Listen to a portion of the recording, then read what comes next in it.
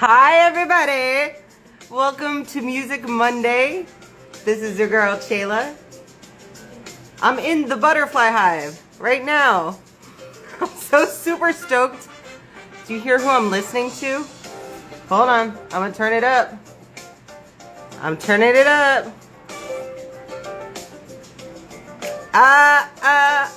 I'm waiting for him to actually start playing so you can hear the greatness.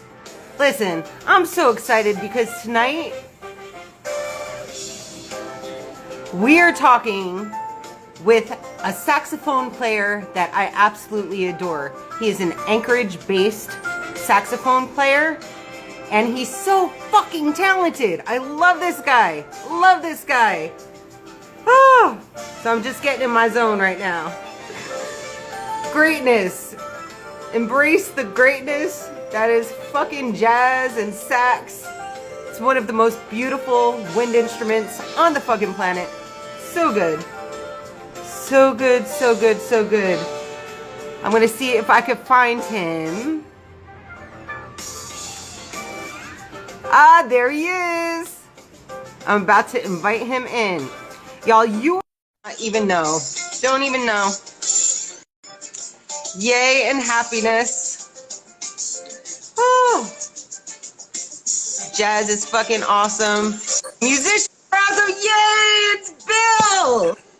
Dude, I'm such a fan of yours. Oh my God. Can I just take a moment to just sing your praises because you're so fucking gifted. So gifted. I feel so honored right now to have you here with me.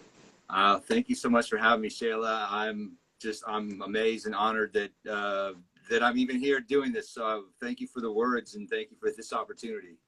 Man, you know how we roll with that positive energy vibe, and it's all about the serendipity of life, you know? When you are creative, I think it's important to just know which energy to roll with, you know? Man, it's a struggle some days. You really got to psych yourself up, as you know, especially right now for so many of us, like having the mental fortitude to try and stay centered and focused, and also allowing yourself to be able to walk away, give yourself time to recoup when you need to is super important. Absolutely. COVID hit really hard too, the season for musicians, man. It was a real scary time. The first time in my life where I was actually grateful that I had like a degree to fall back on, like everybody used to tell me, you know, or else I don't know how I would have survived. And I just have so much respect for my musician friends who actually plugged away. And, you know, I know you got hit hard. Oh my gosh. But listen, this is why I was so excited to talk about you specifically, because I've done some research on you, but I want to share just my experience of like how I learned about you and how I came to know you even existed, right? Okay. I was literally out one Friday night in Anchorage, Alaska, and you know, Anchorage or in the sticks, it has so many creative people in it, but I grew up on the East Coast, so I'm used to like those street musicians that like, for me, someone like you who is just fucking fantastic, and you know, and like you gave me chills, and I just had to stop and like record that, you know. And this was way before I started doing IG lives and like really posting a lot here on this platform. But oh my gosh, I just remember listening to your sound. Like I actually like heard you, and then I wanted to come and find you, you know. So you're like the Pied Piper. Oh my gosh. And then it was just so, it felt like home. Listening to you play sax for me feels like home. So I wanted to say thank you for that, because that was the sense of nostalgia that you created for me. And you know, I know when you are a musician, a creative, an artist, like you're always trying to evoke something from people, you know, and that's really how you develop those relationships. So yeah, just if you can talk about your journey. You grew up in Alaska? Yeah, I'm from Anchorage. For those that are not familiar with Alaska, Anchorage is the hub. Almost half of the state lives in Anchorage. So it's by far the biggest place up here, and it's very different than a lot of the rest of the state. But that said, it's still kind of like a big bedroom community unto itself. This doesn't really have a lot going on as far as being cosmopolitan, but you know, it's pretty much like any other town in America in a lot of ways, with the exception of the surrounding areas. We have mountains and incredible views, and we have moose coming to town, and And bears. our winters are a little bit they're a little dark, they're a little long, but Yeah. yeah, I mean, I was gone for 20 years and I came back in 2015. I was in New York City prior to this for 13 years. And I came back for kind of a number of reasons. The main one was family. And Yeah. But I was gone for 20 years. So to be able to have this opportunity to come back, spend time with my folks while they're in their golden years, and then just kind of regroup. I had like, I don't know, a lot of credit card debt from New York City, and I'm amazed. Yeah. As much as it seemed like, it actually wasn't that much when I think about how long I was actually there for. So I'm really fortunate to have a second chance. Absolutely. Oh, it's good. I think it's so important.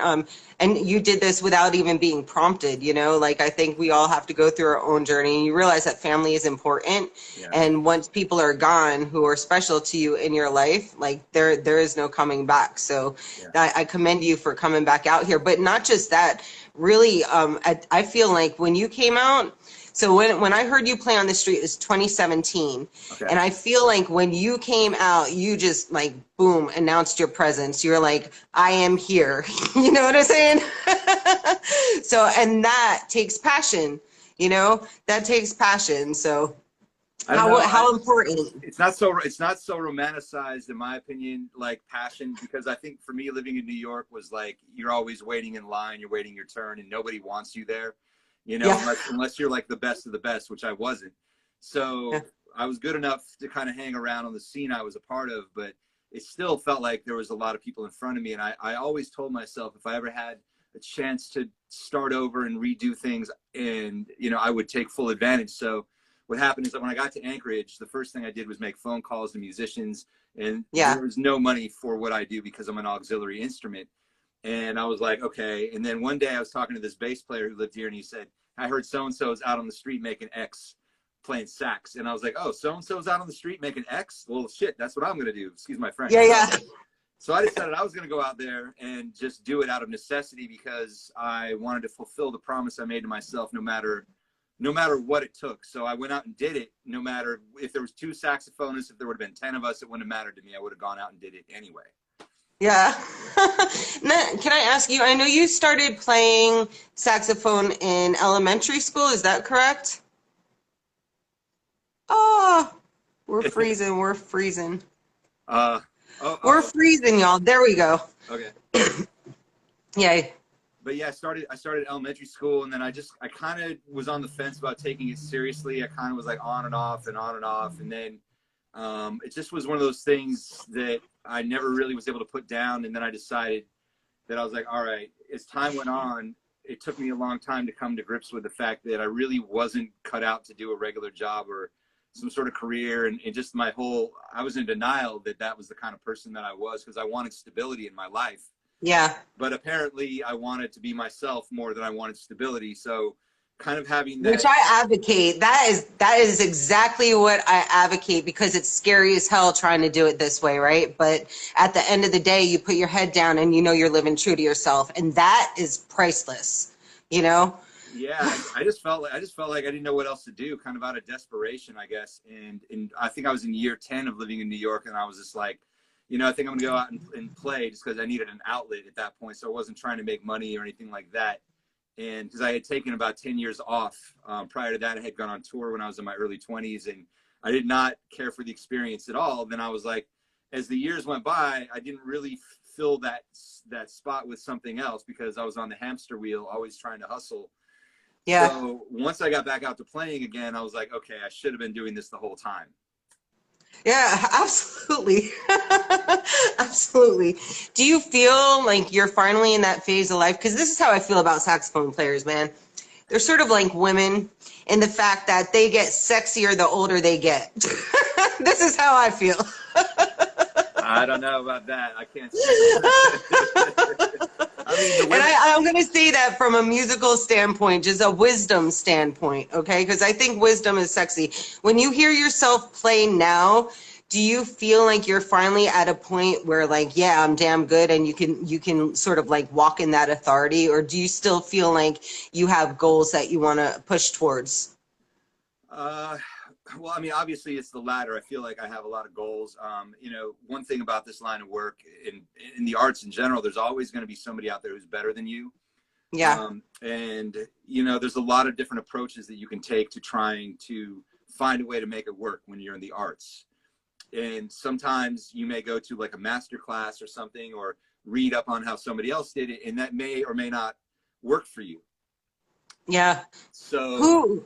what's that? I'm so sorry. Go ahead. Go ahead. Go ahead. Because I after this too, I want you to go into like who kind of inspires you. But keep talking. I'm so sorry to cut you off. No, it's okay. I have a tendency to just ramble, so just feel free to jump in. I was just gonna say that, like, I think, basically because I started playing on the streets over these backing tracks, I was just trying to find a way. And then because Anchorage is so, off the beaten path, like I knew up here they weren't going to be used to that at all. And I knew that it would either go really well or else really poorly. It was going to be one or the other. So luckily people seemed to really like it just because it was different. And at that point I decided, okay, well, if this is what's working, then I'm going to just kind of work with this and just try to tailor it around. So what I'm doing now doesn't really lend itself to me going into like a jam session and being like, oh, I'm gonna come in here and show you guys my skills. What I'm doing is more heavily kind of controlled, working with the tracks, trying to be consistent versus going into the Wild West situation and being like, okay, I'm here to show everybody up. That's not really what I do.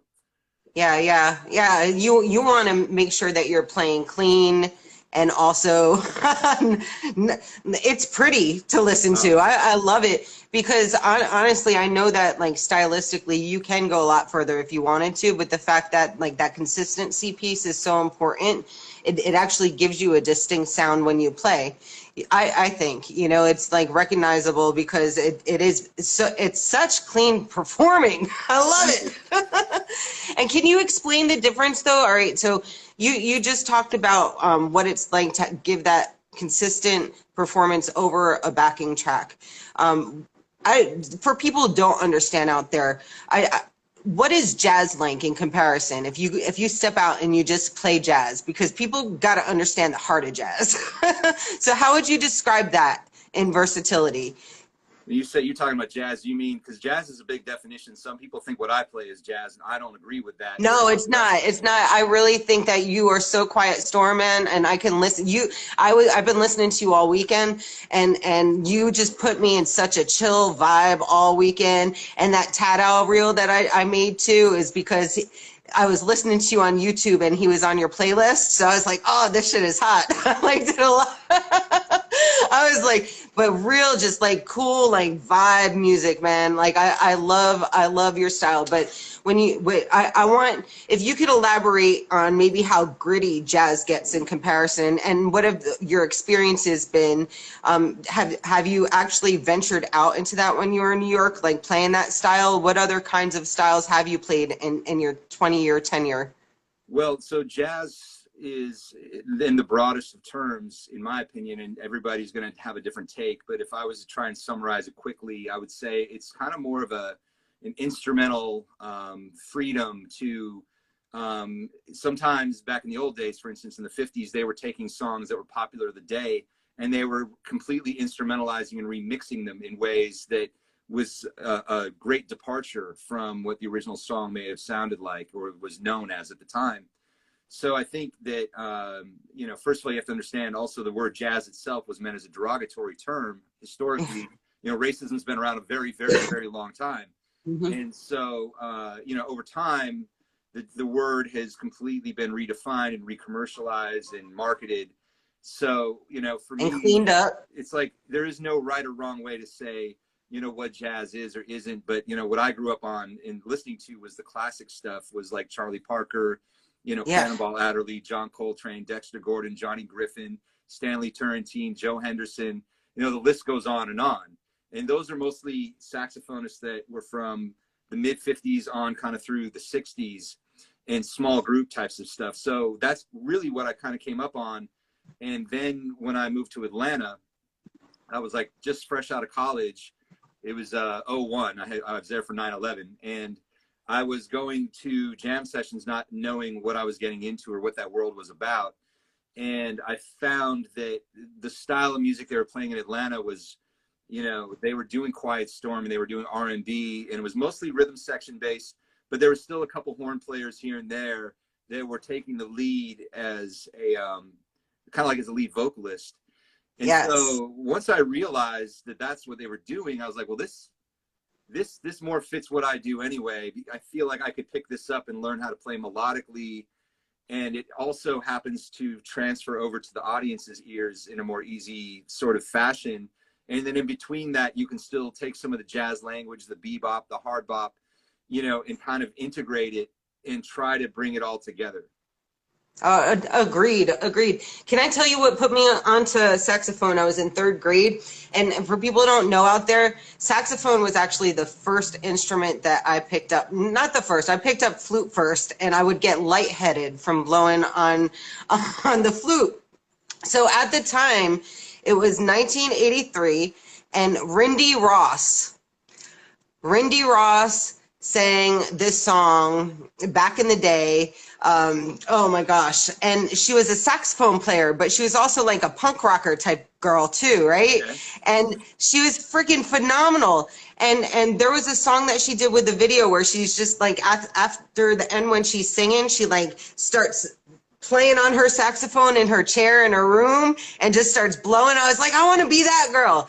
And it's crazy because the reason why I think influence is so important, I think even before I talked to you and I was really trying to think of like, I knew I always loved this woman, right? But I didn't realize how much she actually like played stylistically into the type of music that I wrote going on later into life, what kind of ear I developed. You know, it wasn't just the saxophone. Saxophone was like, and this is the other thing I want to talk to you about too. But the saxophone, I played the alto saxophone when I was young. I noticed, do you play the tenor saxophone? Is that what I'm saying? Or what type of saxophone are you playing? Both. You do play both? Yeah. Do you have a preference for sound? Well, on all my live stuff, I've been doing everything on tenor, and for all the latest stuff you've been seeing, for the most part, for whatever reason, when I record, I've been doing more of it on alto. Yeah, and there's another one too, right? Because I want people to be educated on the saxophone as well. Well, there's if you can like talk a little bit about the instrument itself, because it's just crazy. This is such a beautiful instrument, and like give us a little history lesson on the saxophone. Wow, you put me on the spot. Okay, well, that's what I'm here to do, man. I'm not going to pretend to be like the smartest historian on it. I can kind of give you the cliff notes, but the first saxophone I think you were referring to, that's the other one, quote unquote, is like the soprano. The soprano is like a long, straight, golden one. Everybody knows Kenny G, that sort of thing. Yeah. I actually don't own one of those, but you know, it's like there's only so much money to go around. So I'm like, you know, people don't understand how much these instruments cost, the mouthpieces. Absolutely, and maintenance too. Yeah, it all adds up, and I haven't had a strong drive to learn soprano, even though I feel like my audience would really prefer it if I played it a little bit more. So I'm kind of just like working with what I have, and I'll see if like, you know, some money comes down the pipe that I'm like, you know what, I feel like I got, you know, several $1,000s. I just feel like dropping on this, and I'll go do it then. But in the meantime, I'd rather spend the money on marketing or, you know, studio gear or whatever I need to. And then as far as the history is concerned, in a nutshell, the saxophone was invented by a guy named Adolf Sax. I believe he was German, and it was sometime in the late 1800s. I want to say the 1880s. I'm probably wrong. Someone's going to Wikipedia this and set me straight. But anyway, it's all good. It's sometime in the late 1800s, and initially, you know, it was designed to be kind of a new idea because it's the only that I know of brass instrument that's actually a woodwind. I know, isn't it great? I love it.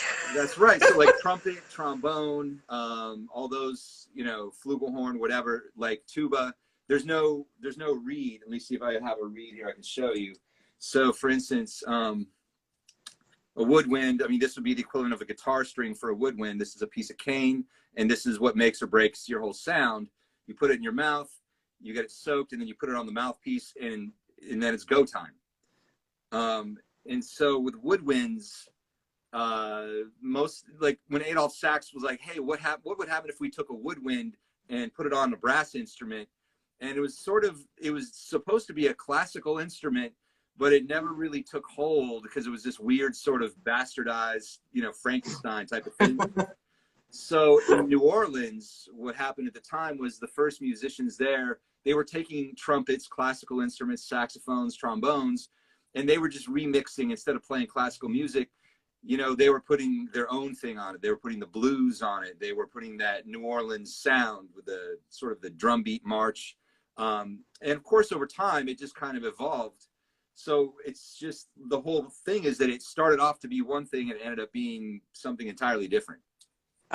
I just love that about the sax, though. I mean, it's so different. It's so unique.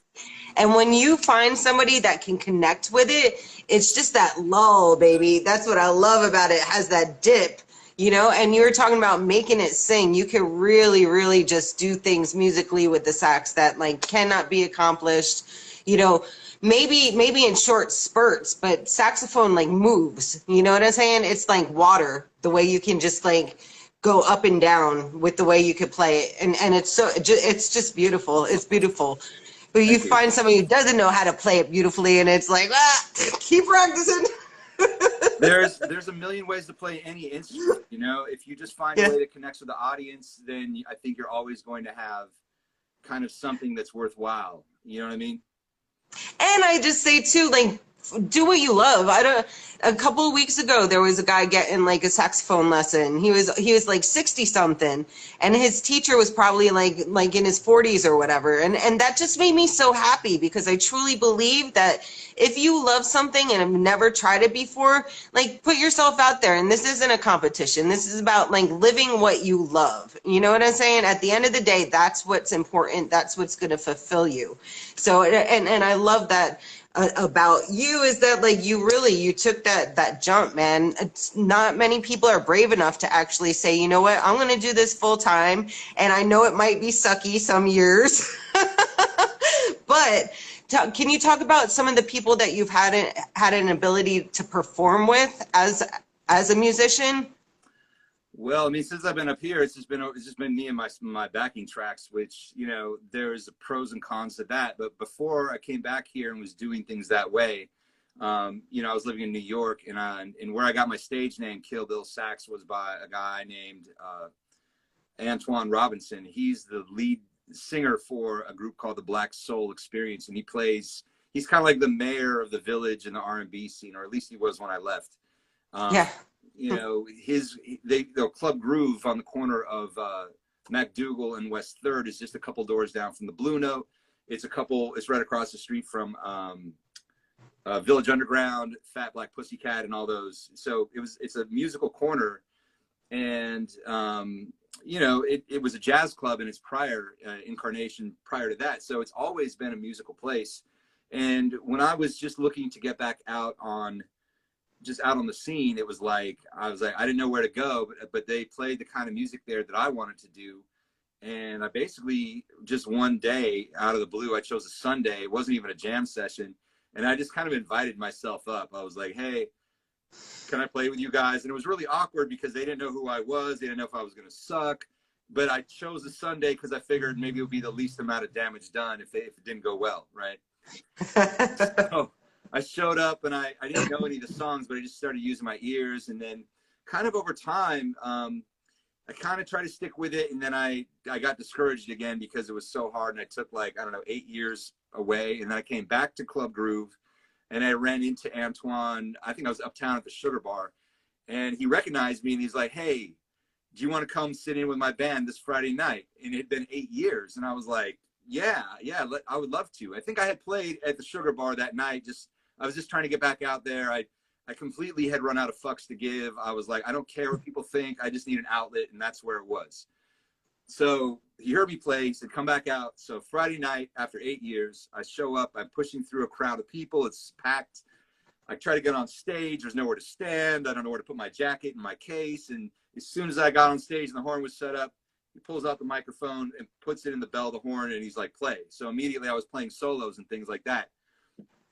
And from that point, then I started getting invited to come to more, sessions and things like that, where I wasn't getting paid, but I was just kind of hanging around, and I would have chances to kind of show what I could do here and there. So mostly the answer to your question is like just kind of the local New York R&B musicians, and some nights went better than others. Sometimes I think I didn't do so great, and some nights I probably did, but it wasn't about that as much as just having a community. And then prior to that, I was living in Atlanta, so I was trying to do that whole thing, and I went on a tour there, and then I did a tour in 2017 with BB King's All Stars, and none of us are famous. It's just all, we're all just people just trying to do something. You know what I mean? Yeah, well, you're people doing what you love, though, too, man. I think sometimes, I know for me, the older I get, the less it becomes about, like, what is it? The marquee, it's not about that. It's about, like, I know for me, I couldn't let, like, another year go by of my life without, like, letting this be an active part of my life. There were years when I was, like, in my 20s where people had no idea that I sang, no idea that I wrote music, no idea that, like, I had done, like, everything that I'd done. And I had done a lot of stuff, like, prior to hitting 21. You know what I'm saying? Like, I had a lot of experience prior to 21. So then I went a number of years. And, it's like you get older and you just realize what's important, what is going to make you happy in life. And that's what you have to live true to. You got to do what makes you happy, because my philosophy is if you're doing that consistently and you're living your truth, the money will come. It'll come eventually. And it's so important for me on this platform to make sure that people who are, I think, fucking talented as hell get recognized, because a lot of people aren't going to have, like, the millions of fans, but I feel like they need to be heard. Like, my favorite spot to go to is, like, that hole in the wall spot, Yeah. or that street corner where I can find a bell, Absolutely. Oh, my goodness graciousness. So it's not necessarily about, anybody being, like, famous. It's just like, gosh, you get to do this, and you have such a gift. You have such a gift. And I'm just wondering, because I know we talked about this before you went on, but did you happen to have your sax ready or not? I mean, I did set it up, but I'm not mic'd or have any backing tracks, so, like, I can play a couple of notes. No, it's all good. If you could just, like, play a little something, that would just melt my heart. Oh. Yay, because I love it. No pressure, right? No pressure. And you know what, Bill? I am manifesting a bigger stage with a better quality camera, and you know what? You will be back, and this is going to happen. So we got to do what we got to do until we go to where we want to go to. Yeah, no, we do the best we can, and I encourage anybody. I think the main thing is, the whole thing with gatekeeping and people that you feel like you may need permission from to have that outlet. Like, you need to just do away with that and recognize that most of these people are just wrapped up in themselves anyway. So don't worry about it. Just do your thing and grow and learn, and you'll get better. Yeah, absolutely. It's tiny forward movements over time, tiny forward movements over time, and one day you wake up and you're like, damn, I did that, Yeah. And I was happy doing it because I didn't listen to any of the naysayers. I lived true. It takes a long time to have that kind of courage too, because I remember when I was in my 20s, I just was like, I wanted to take the world and do the best I could and not make mistakes that I saw older people making, but I had no experience. I had no, pretext of how any of this was supposed to, especially being from here. So it had to be the route that it's had to be, and I'm still, working towards it, and that's okay, because at the end of the day, something's better than nothing, right?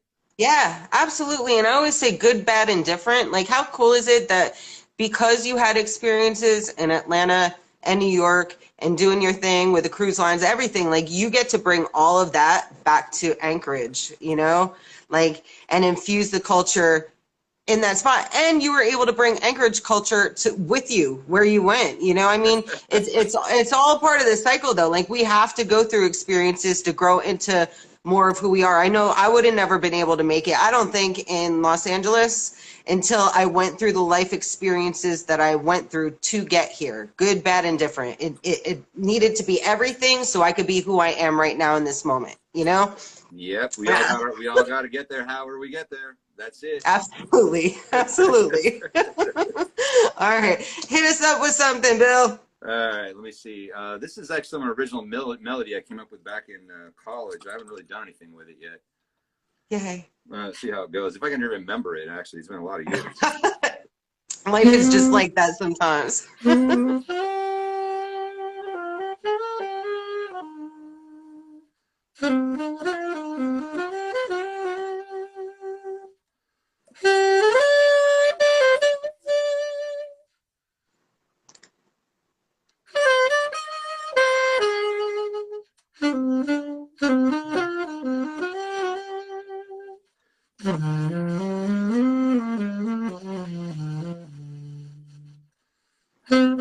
Anyway, something along those lines. I just kind of. Oh, so good. So good. But usually what I do is I'll play like something like a Stevie Wonder thing, like, you know.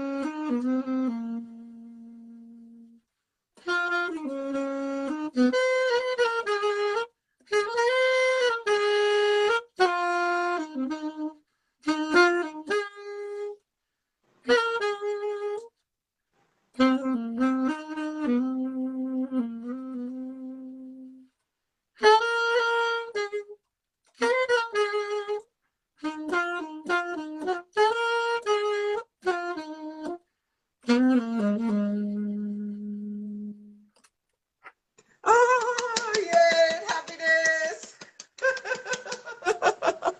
It's that slow vibrato, man. It's that slow vibrato. Oh my gosh. Oh, what a beautiful, beautiful instrument. Oh, oh, yay, and happiness. So you actively, like, you do weddings, and what is your way of surviving as a musician right now? How do you make it work? Well, right now it's different than it was prior. Obviously, you know, I applied for grants, and so those were when COVID was jumping off. I was able to get some grants, and then I had some savings, and then I've been collecting unemployment. That's pretty much, to be honest with you, what it's been. But you know, once I was able to take some of the grant money I got, I kind of upgraded my streaming system, and I started getting into live streaming, where I was going like 3 nights a week, Fridays, Saturdays, and Sundays. And I would be live streaming probably from, I think I did for about 6 months or something like that. And just put out a digital tip jar. And, you know, the majority of people don't tip, but the people that do tip seem to tip well. Yeah. And so kind of that was it. And then I teach some lessons online. I've got like a couple students I teach virtually. So if anybody's interested, I can teach if you're interested. But it's just kind of whatever you got to do. I don't really have an easy answer. Dude, I might be looking you up for some virtual lessons, in all honesty. Hey, yeah, no, I would love to. And prior to that, you know, I would say that depending on where you live, you kind of have to find a way to get in where you fit in and kind of make it work. So there's no one size fits all answer. If you live in a place that's already saturated, sax players that do the kind of music that I'm doing, let's say I tried to move to, say, you know, Charlotte or, you know, Houston or someplace like that where they already do that sort of thing, then I'd have to figure out, okay, there's already people doing this. What is it that I can do that's going to be a little different? And I think the answer is really just, first of all, you know, be patient. Yeah. You know, build your relationships. Don't make it about the money. Just kind of get a lay of the land of who's who. And then just sort of, I think it was the social media that if you do a good job with that, people are going to kind of reach out to you. And then from there, you can kind of build at grassroots if you choose to go that route. Yeah. Because otherwise, so there's saxophonists out there who are more like utility men and technicians more than I am, where they play like 5 or 6 instruments, and that's their skill set, where they can come into a situation and tell other musicians, I'm for hire. And I never really wanted to go that route because I was more interested in trying to do music that the audience was going to want. So I kind of went a little bit to the left as opposed to what they were teaching in school, where they said, here's how you make yourself useful to others. Yeah, yeah. Well, again, living true to yourself, though, right? Just find a way. Just find a way. I think that was one of the most discouraging things is when I would go to like master classes, and you know, I have a lot to improve on, but it's like instead of feeling pressured and hearing stories from people that I respected that I'm doing this all wrong, what I did is instead I found a way that works for me, and then along the way I start to find, well, you know, if you're going to continue to do this, you really need to tighten up here and tighten up there. You know, you have to kind of live it and own it, as opposed to feeling pressure. Yeah, exactly. I think that's such a good point, man. Like, in order to continue to grow in your craft, you have to be real with yourself. And I was just listening to somebody talk about how it's important to have like a second set of eyes on things when you're so critical and in your brain, and develop. I think as musicians, right? As people in general, communication is key to everything we do in life. Effective communication will get you so far in life. But when you're a musician, like we already have like silent understanding between us when we're playing on stage, but to get to that stage, it's all about being able to be personable and not just have a talent, but also have like a workability that comes with it, you know, and you have to be humble, and that's something I really respect about you as well too. You are a very, very humble guy, very humble guy. I honestly don't know how anybody couldn't be humble in this line of work. I mean, the business, this line of work, it humbles you on a daily basis. Like anybody that takes for granted, you know, like you're not owed anything, and there's always somebody better. And it's like this line of work, it's a roller coaster. You're up and you're down, and there's really not any in between. So like I don't understand I don't understand how you would not be humbled. But there are people like that out there, and you know this, right? Who are just like all diva, like completely like, you know, like the world owes them. So my favorite people, the people that I've been talking to, I feel like every musician that I've talked to and went live with, like they're so freaking humble. I love the humble musicians, man. Like it's a good energy. It's good energy. I never understood it. I remember when I was young, meeting musicians who were 20 years older than me on my first tour, and they were like really, really insecure. And my brain couldn't process it because I had yet to run across anybody like that yet in my life. And so it was a really weird sort of moment of like, wait, what's going on here? I was like, oh my God. And then I was like, once I figured it out, I was like, I don't think I want to be a musician because I don't really want to turn out like these guys. Right. So that's why I stopped for 10 years. But again, there's more than one way to skin a cat. And as you start to go down your own path and learn about yourself or deal with the things in life that maybe you have to deal with, you know, you should never, ever starve yourself of an outlet, whether it's doing music or art that's just as an outlet. And if you decide that you want to try and take it a step further, that's another thing. But again, that's up to you. You know what I mean?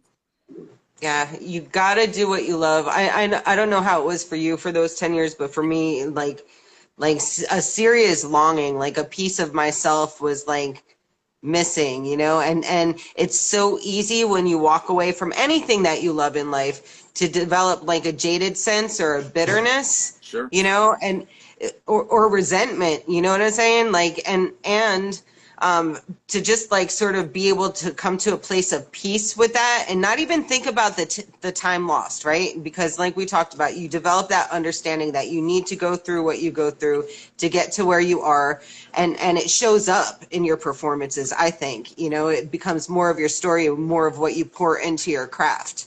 So what kinds of things do you do to stay positive and motivated now? Like, what's your balance? To tell you the truth, I've been struggling with trying to get the balance, and I've recognized that that's what it is. Like, the one thing about when you have a high level of emotional intelligence is you first want to identify what it is that's going on and see it for what it is. And then the next thing is, even if you don't have the answer on how to get out of it, at least identify it and then recognize that you're going through it, and allow yourself to stumble and go through it at your own rate and your own pace, and then do whatever it is that you need to do for yourself that works to try and, pick yourself up a little bit, because at the end of the day, everybody's going through something, and the only way you're ever going to get ahead in life, when you're down, is to start to be kind to yourself, Yes. at the baseline level.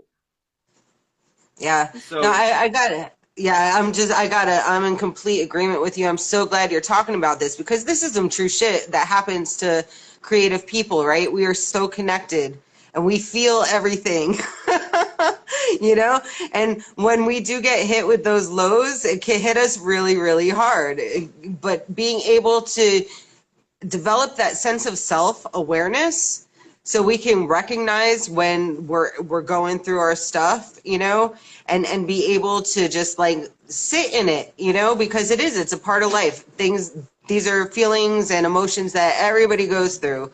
We're just like, we're gifted, so we feel a little bit heavier, but we still feel, everybody feels them. It's something we all go through. And I think what you just said was so important. So, and I hope people were paying attention to that. I hope my other creatives out there were paying attention to that. I think the other thing I wanted to say is that, when your performance opportunities have dried up, and, my live streaming just sort of kind of dried up when the world was opening in May and June, and I wasn't getting tips anymore, and I was kind of burned out doing it 3 nights a week. I was like, I just need a break. And, over time, I was just like, okay, so what are you going to do now? Yeah. And then I realized, I was like, well, now's a good time for you to start putting more social media posts up, and maybe change the way that you did it, where as opposed to recording live and putting it out there, that maybe I would do a song I've always wanted to do. And instead of worrying about learning the whole song, I said to myself, all right, what if you just learn 1 minute of one song that you want to learn, and then the next week you'll learn 1 minute of another song, and that'll be good enough for social media. So that's what I did, and I started putting stuff out there, and you still end up getting, reaction from the audience and feedback from people that seem to appreciate what you do, if you can connect with them with songs and style of music that works for them, and you feel it truthfully for yourself. And that way, at least, you're not feeling like you're beholden to a schedule that you have to perform for people at a certain time and not wonder if you're going to get paid for it. You just are doing something as opposed to nothing. Yeah, no, agreed. And I love that you said, as long as it's still your truth, because I think as artists too, like, isn't that what it's all about? And I think that's what differentiates somebody who is really invested in the communication they build with the audience, as opposed to somebody who just plays to play, because no matter what you do, if you're an actor, you're a singer, you're a model, like, if your truth isn't being told on that stage for whatever genre you are crafted in, the audience is going to feel that. But when you are able to execute it in truth, then that is the most important thing. That is the most important thing. And it doesn't matter how long it is, right? Short and sweet is where it's at. Dude, music production wise too, I remember going in to meet with producers when I was in my 20s, right? And like, they only listened to like 30 seconds of a song. You know why? Because they could tell truth within that first 30 seconds. They don't need to listen to the whole song to understand where the truth happens, So super, super freaking important. Super important. So you have your own website, right? Which I'm going to be posting. And the reason why I have not said Bill's full name is because IG is weird. So I want to make sure that he is able to get contacted. I'm going to put his information when I post this live feed after we're done with the interview. Again, too, he is available for lessons. He does weddings. He freaking talk about the stuff that you do. Pretty much that's about it. I mean, right now with at the current date and time with the current state of affairs, like I'm not really doing anything, you know, except maybe locally, maybe the outdoor thing here and there. But yeah, I mean, when things kind of pick up again, then, you know, weddings, corporate events, private events, I'd like to start doing festivals, but in order to do that, I'm kind of focused on, you know, working on my stuff and then building my social media presence as I go. But, you know, teaching sax lessons, doing live streams, and then sometimes people hire me to play on their records too. So well, yeah, and that was the other thing too. Like you do a lot of collaboration, which is cool, man. Like if I were to send you a track, you'd be able to like figure something out too. I mean, if it works, I mean, because what I do is you know, it's so specific. I had somebody ask me the other day if I would do something, and I was like, I'm not the guy for that. You need like you need a different instrument for that. So you know, if it works, it works. I love it, love it, love it. It's good stuff. But yes, if it works, if you contact him and you are able to like shoot him a song that you think stylistically he might fit with or mesh with, he's brilliant on other people's stuff, man. I listened to a couple of those tracks as well. He does have a YouTube as well. So I'm going to be plugging all of those things in. Oh my gosh. Bill, you're so freaking awesome, man. You really, really are. I'm just so happy to have finally like talked with you and been able to say thank you. Thank you so much for creating one of my favorite Anchorage memories of all time in the whole 5 years that I lived there. My pleasure. I'm just really honored to, you know, I don't get hit up to do interviews all that often. So thank you for this. Oh man, I wanted you to start it off. I really, really do. You know, like I said, there are so many talented people out there, and I feel in my whole like climb, right? Because this is not something. It's been a long time in the making, but I have like a distinct vision for my page, and really, the bigger I get, the more I want to bring other people to the front stage with me. You know. Because I believe in community. I believe in community, and that's something that I loved about Anchorage as well, is that whole sense of community and helping somebody up the ladder, not just climbing it yourself. You know what I'm saying? So that I'm passionate about that. Thank you for doing what you're doing and for sharing yourself and what you're doing and bringing it to us. I mean, it's like it's very clear that you have a very specific vision, you're executing it, and you're so gracious in sharing that. So I'm really thankful for that. Thank you. Thank you so much, man. Thank you. We are all born with gifts and talents. We really are. And I just think that there's so much ugly in the world. We need to really highlight the beauty in it, you know, because it's easy to get caught up in that ugliness, man. And anything that I could do, it's my mission. It's my mission to spread yay and happiness to the world. It really is. I love it. That's the perfect mission, especially right now. It really is. It really is. Oh, Bill is awesome. Bill is awesome. Check him out. I want you to check him out on his sites. Oh my gosh, I'm gonna post them all. I'm hoping that IG will let me repost this, and you'll get to hear some more. He also has another reel where you can actually see him performing in my reels. But go to his page, man. Go to his page. Like, subscribe. Oh, do you have a Spotify at all yet? No, I'm not on streaming yet. Right now, everything is social media. I'm working on some stuff behind the scenes, but between regular life and then recording for social media and then recording for myself, it's kind of like, you know, inching along. But right now, you can find me right here on Instagram, KillBillSax.com. And in my bio, there's actually a link if you want to receive text notifications. I know that seems intrusive, but I promise I don't text people hardly at all. Only if I really got something cool going on. So, oh, dude, you're so personable, though. That's what I like, the accessibility. You know what I'm saying? Like, we're all in this together. You know, it's like we're all in this shit together. So we gotta.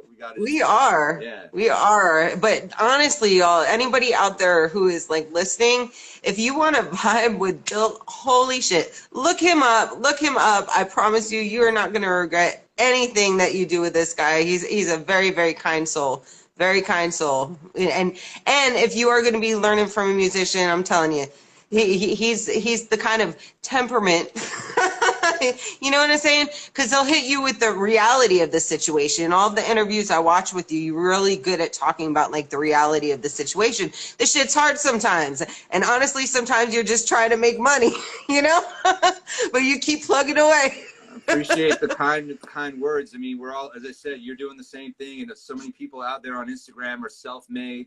You know, everybody's trying to make something of themselves, especially during this crazy time. So there's so many people out there that inspire me, and those who are watching right now, you know, everybody's got something, and we're all doing the best we can and cultivating it. So I mean, hats off to all of us that are still here doing it. Yeah, just don't stop. If you are passionate about something, do not stop. Do not stop. You got to live true to you, man. That's the only way you can go to sleep with peace of mind.